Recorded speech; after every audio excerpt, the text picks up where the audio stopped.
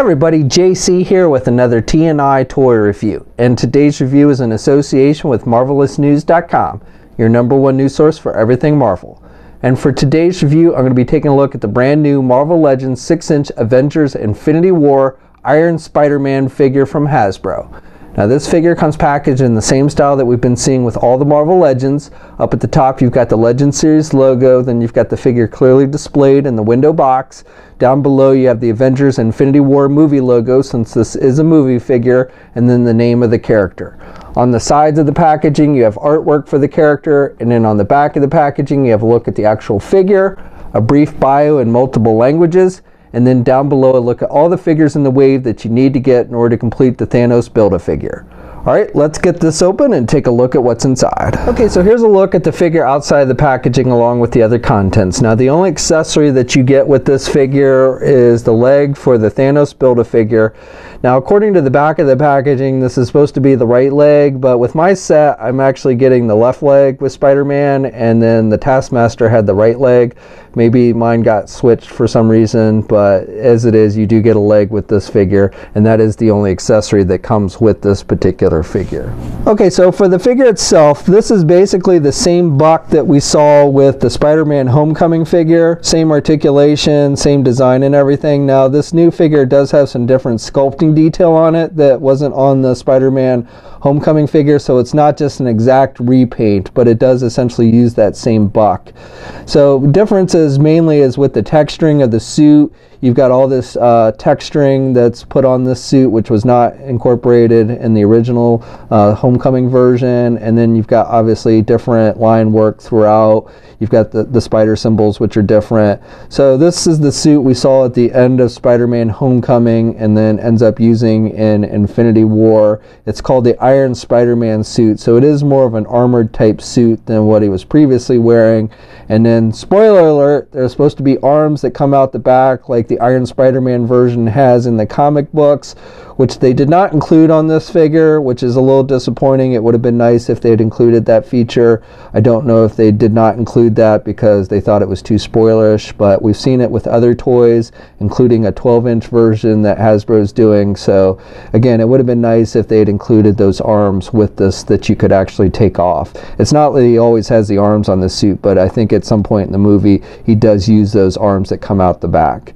And I like the painting detail on this with the metallic gold. I think that looks pretty good. And then you've got this metallic blue. Again, this is supposed to be more of an armored type outfit, not just like spandex or something.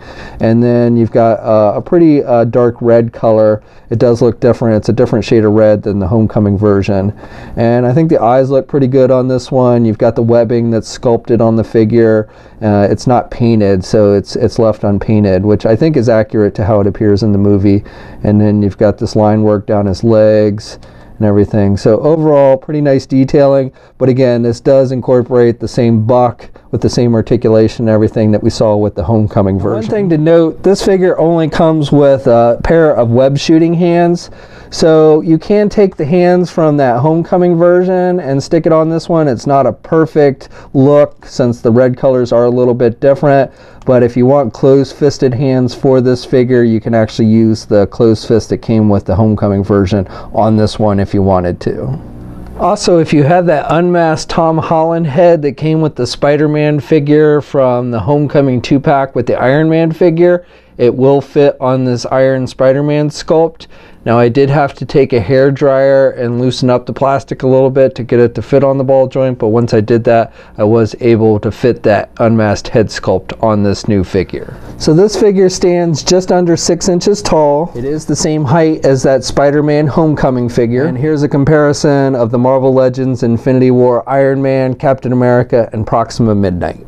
Here's a comparison of the 6-inch Iron Spider-Man comic-based figure that Hasbro did a while ago. This is essentially what this suit is based on, and you can see that this version did have the arms that come out the back. So for articulation, it's the same that we saw in the Homecoming version. You can turn the head to the left and to the right, and he can look down about that much, and then he can look up pretty good as well. Arms attached with your standard ball hinge joint there at the shoulder, so you can get the arm out pretty good. Now you do get that inner butterfly type joint, so you get some back and forth movement there at the shoulder. He's got a bicep swivel. He's got a double hinged elbow, so good bending there at the elbow. He's got rotation at the wrist and hinges on the hand, so up and down movement. He's got an ab crunch type joint, so he can crunch down about that much, and then he can look back pretty good as well. He does have a waist swivel. Legs, he can do the splits that much. He can get his leg forward that much, and then can only do his leg back about that much. Does have a thigh swivel, double jointed knee, so good bending there at the knee, and then does have hinges on the feet, so up and down movement, and does have ankle pivot, and 2 peg holes on the bottom of the feet. Okay, so that's my review. So overall, I'd say this is a pretty decent figure. It doesn't bother me that it uses the same buck as the Homecoming Spider-Man, since it is the same character and everything. It kind of makes sense.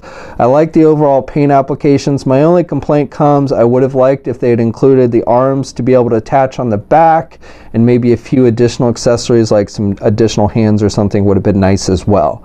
Otherwise though, I think this is definitely one that you'll want to add to your collection. Now this figure, along with the rest of the wave, has started to see a limited release. I've seen reports of people finding it at places like Walgreens. We'll have a full image gallery up at marvelousnews.com. There'll be a link in the video description below. As always, leave a comment, let me know what you think. If you're so inclined, please like the video, and if you haven't already, please hit that subscribe button down below. I'd really appreciate it. You can also follow me on my Facebook, Twitter, and Instagram accounts. I have links to those in the video description as well. And until next time, guys, I'll catch you later.